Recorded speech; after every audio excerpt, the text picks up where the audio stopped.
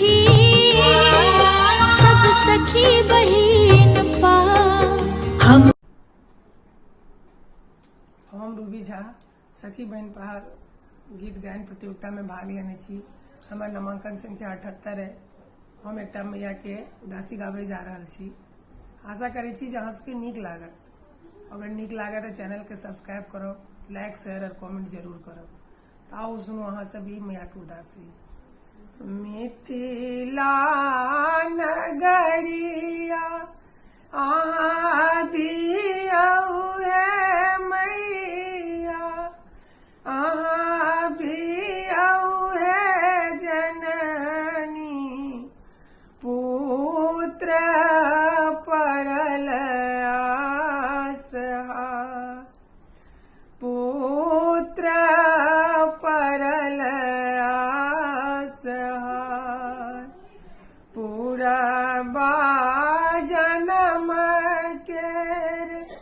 हमारा तपस्या माहे हमारा तपस्या जननी करुण उदार मैया करुण उदार गंगा जमुना माटी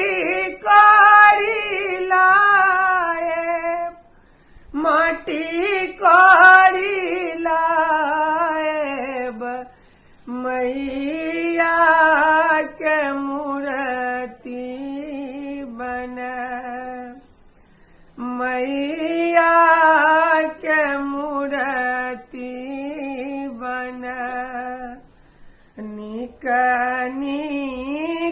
मूर्ति बनबिया पंडित बनबिया पंडित मैया के रूप मैया के रूप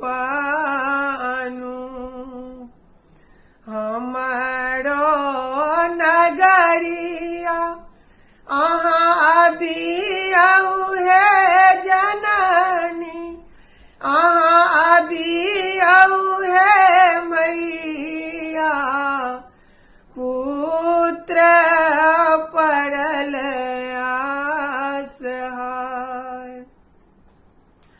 पुत्र पड़ल आसहाय लाले रंग साड़ी माँ के लाले रंग चुनरी लाले रंग चुनरी लाले फूल सा करब सिंगार लाले फूल सा करब सिंगार लाले रंग साड़ी माँ के लाले रंग चुनरी लाले रंग चुनरी लाले फूल सा